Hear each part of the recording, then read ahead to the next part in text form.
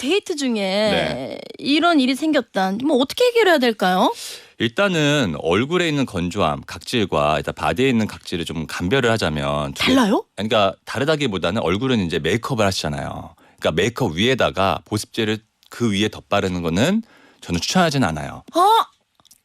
왜냐면은 메이크업 자체가 모공을 막을 수 있는 성분들이 있는데 맞아요. 거기에 또 유분기 있는 걸 바르게 되면 모공을 막을 수가 있겠죠. 와, 이게 맞네. 저는 네. 뭐냐면요.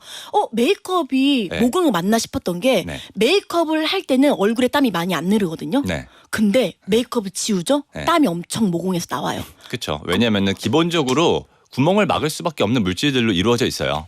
촘촘하게 메꿔야 되니까. 근데 이제 바디 쪽은 그렇게 메이크업이 되어 있지 않기 때문에 맞아요. 일단 중요한 건 수시로 발라주는 거예요. 예. 근데 우리가 제가 실제로 병원에서 진료 보면 환자분들이 본인이 여러 번 바른다고 해도 아침에 나갈 때 한 번, 밤에 들어와서 한 번 하고 본인은 열심히 발랐다고 생각을 해. 그치. 근데 실제로 제가 막 아토피 환자나 이런 분들은요 아예 10번 바르라 시켜요. 예, 그냥 뭐 학교에 넣어놓고 뭐 독서실, 가방에, 핸드백에 이런 식으로 해서 자주 바르는 게 제일 중요해요. 일단은 몸 쪽은. 그러면 제가요 피부가 굉장히 좋잖아요. 네, 그럼요. 네, 그래서 제 피부에 관심이 진짜 많은데 네. 제가 했던 습관이 네. 그럼 맞는 것 같아요. 네. 뭐냐면 네. 저는 화장실 그 침대 머리 위 네. 테이블 뭐 여기저기에 네. 수분크림 같은 걸 갖다 놓고요. 맞아요. 걸어가다가 보이면 바르고요. 그쵸. 뭐 또 걸어가다 보이면 바르고. 네. 전 그렇게 하거든요. 네. 이 방법 괜찮나요? 네, 그렇게 하셔야지 뭐 가끔 가다가 이거 씻고 발라야 된다고 생각하시는 분들이 있어요. 그럼 씻고 만약에 물로 닦고 또 바르면 물로 닦거나 세안제나 뭘로 닦으면서 또 건조해지고 또 바르고 이게 조삼모사예요. 그래서 개인적으로는 계속 이제 그 위에 덧발라주는 게 중요합니다. 저는 가끔은 이 위에 덧발라도 되겠지 흡수 되겠지 이러는 거였는데 이게 맞는 거구나. 네, 맞는 거예요. 세미야, 넌 정말 천재구나. 네. 아니 너무 좋다. 아니 그럼 각질이 이미 생겼다.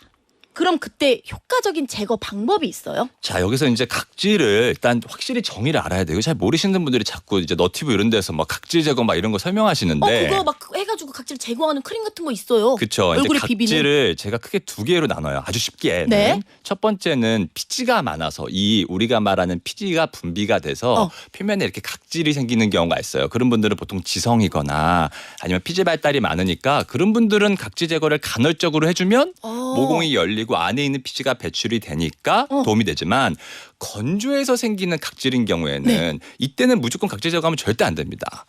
그럼요? 네, 왜냐하면 이제 각질이라는 게 이제 정의를 아셔야 되는데 이게 이상한 게 아니라 피부의 정상 피부예요, 정상 피부. 네. 근데 얘네가 28일을 주기로 아래에서부터 위로 서서히 올라오다가 세포가 죽으면서 납작해져요. 이게 각질이거든요. 근데 우리가 이거를 그러니까 우리가 말하는 때라고 얘기하는 것도 각질인데 그게 이제 먼지나 이런 것들이랑 묻어가지고 검게 보이는 거예요, 때도. 근데 우리가 우리의 자연적인 피부층을 인위적으로 벗기면 어떻게 될까요? 피부가 약해지겠죠. 그런 얘기 들었거든요. 때는 대한민국 사람들만 민다고 하고 그리고 때는 안 미는 게 좋다. 저 절대 안 밀어요. 피부과 원장님 때 안 민답니다. 네. 이거 속보 내세요. 피부과 원장님 때를 단 한 번도 밀지 않았다고 합니다. 네. 여러분 그러면 이것도 궁금하네. 그러면은 때를 안 밀어.